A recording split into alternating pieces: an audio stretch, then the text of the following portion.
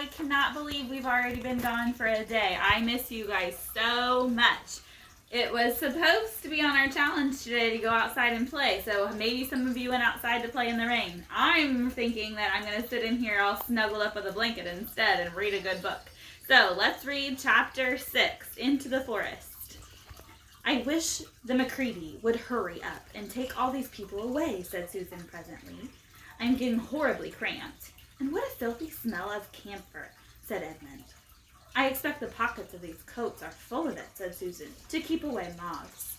There's something sticking into my back, said Peter. And isn't it cold, said Susan.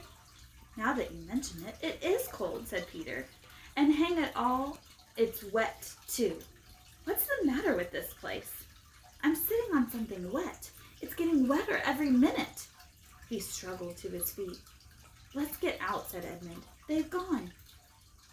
Oh, said Susan suddenly, and everyone asked her what was the matter.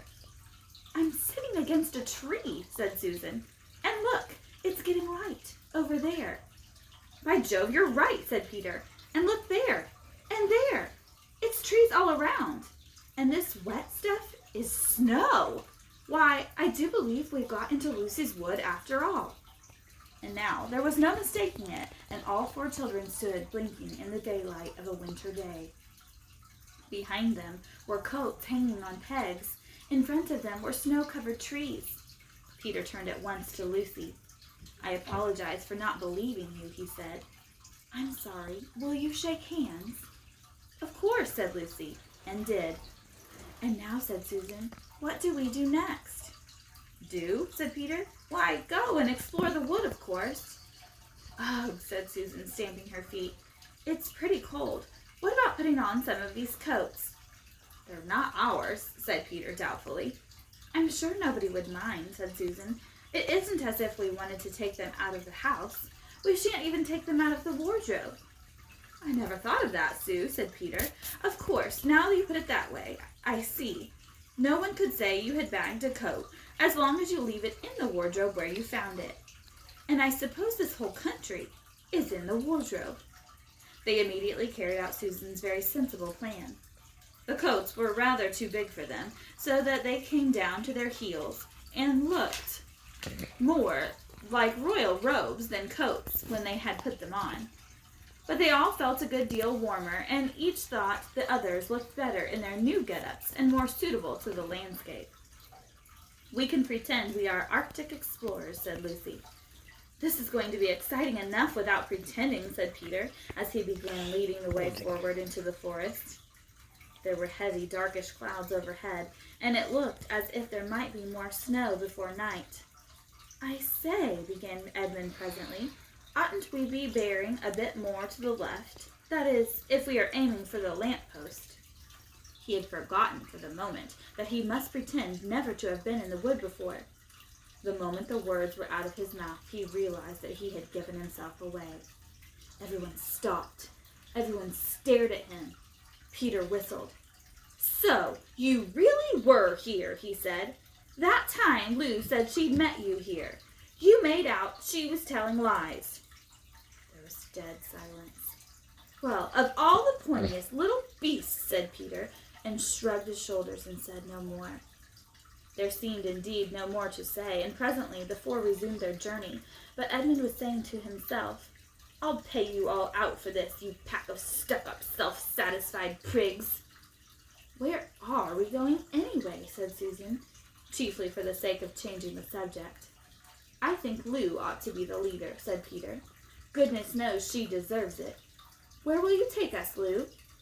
What about going to see Mr. Tumnus, said Lucy. He's the nice fawn I told you about. Everyone agreed to this, and off they went, walking briskly and stamping their feet. Lucy proved to be a good leader. At first, she wondered whether she would be able to find the way, but she recognized an odd-looking tree on one place and a stump in another, and brought them on to where the ground became uneven, and into the little valley, and at last to the very door of Mr. Tumnus's cave. But there a terrible surprise awaited them. The door had been wrenched off its hinges and broken to bits. Inside, the cave was dark and cold and had a damp feel and the smell of a place that had not been lived in for several days. Snow had drifted in from the doorway and was heaped on the floor, mixed with something black, which turned out to be the charred sticks and ashes from the fire. Someone had apparently flung it about the room and then stamped it out. The crockery lay smashed on the floor, and the picture of the fawn's father had been slashed into shreds with a knife. "This is a pretty good washout," said Edmund. "Not much good coming here." "What is this?" said Peter, stooping down. He had just noticed a piece of paper which had been nailed through the carpet to the floor. "Is there anything written on it?" asked Susan. "Yes, I think there is," answered Peter, "but I can't read it in this light. Let's get out into the open air." They all went out into the daylight and crowded round Peter as he read the following words. "The former occupant of these premises, the fawn Tumnus, is under arrest and awaiting his trial on charge of high treason against her Imperial Majesty Jadis, Queen of Narnia, Chatelaine of Cair Paravel, Empress of the Lone Islands, etc. Also of comforting her and the Majesty's enemies, harboring spies, and fraternizing with humans. Signed, Maugrim, Captain of the Secret Police. Long live the Queen!" The children stared at each other. "I don't know what I'm going to do. I don't know that I'm going to like this place after all," said Susan. "Who is this queen, Lou?" said Peter. "Do you know anything about her?" "She isn't a real queen at all," answered Lucy. "She's a horrible witch, the White Witch. Everyone, all the wood people, hate her. She has made an enchantment over the whole country so that it is always winter here and never Christmas." I wonder if there's any point in going on," said Susan. "I mean, it doesn't seem particularly safe here, and it looks as if it won't be much fun either. And it's getting colder every minute, and we've brought nothing to eat. What about going home?" "Oh, but we can't, said Lucy suddenly. "Don't you see? We can't just go home, not after this. It's all on my account that the poor fawn has got into this trouble. He hid me from the witch and showed me the way back. That's what it means by comforting the Queen's enemies and fraternizing with humans. We must simply try to rescue him." "A lot we could do," said Edmund, "when we haven't even got anything to eat." "Shut up, you!" said Peter, who was still very angry with Edmund. "What do you think, Susan?" "I've a horrid feeling that Lou is right," said Susan. "I don't want to go a step further, and I wish we'd never come, but I think we must try to do something for Mr.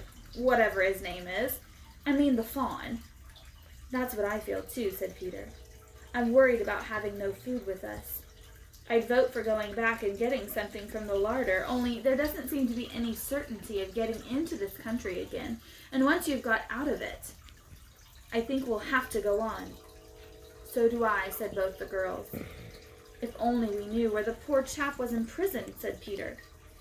They were all still wondering what to do next when Lucy said, "Look, there's a robin with such a red breast. It's the first bird I've ever seen here. I say, I wonder, can birds talk in Narnia? It almost looks as if it wanted to say something to us." Then she turned to the robin and said, "Please, can you tell us where Tumnus the fawn has been taken to?" As she said this, she took a step toward the bird, and at once it flew away, but only as far as to the next tree. There it perched and looked at them very hard, as if it understood all that they had been saying. Almost without noticing that they had done so, the four children went a step or two nearer to it. At this time the robin flew away again to the next tree, and once more looked at them very hard.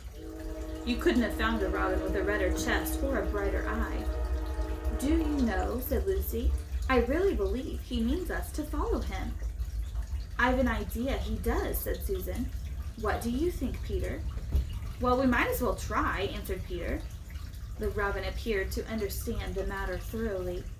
It kept going from tree to tree, always a few yards ahead of them, but always so near that they could easily follow it.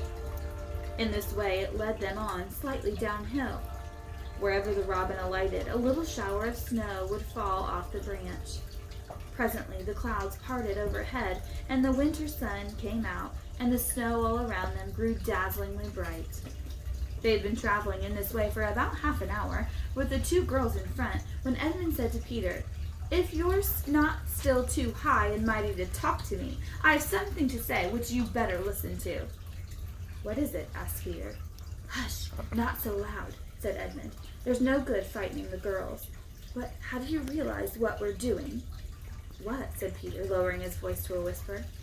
"We're following a guide we know nothing about. How do we know which side that bird is on? Why shouldn't it be leading us into a trap?" "That's a nasty idea. Still, a robin, they're good birds in all the stories I've ever read. I'm sure a robin wouldn't be on the wrong side. If it comes to that, which is the right side? How do we know that the fawns are in the right and the queen, yes, I know we've been told she is a witch, is in the wrong? We don't really know anything about her. The fawn saved Lucy. He said he did, but how do we know? And there's another thing, too. Has anyone the least idea of the way to get home from here?" "Great Scott," said Peter. "I hadn't thought of that. And no chance of dinner, either," said Edmund. We will have to find out tomorrow what the rest of the chapters are telling us. I hope you are reading and enjoying this day. Make sure that you are keeping up with your choice boards. See you tomorrow, friends.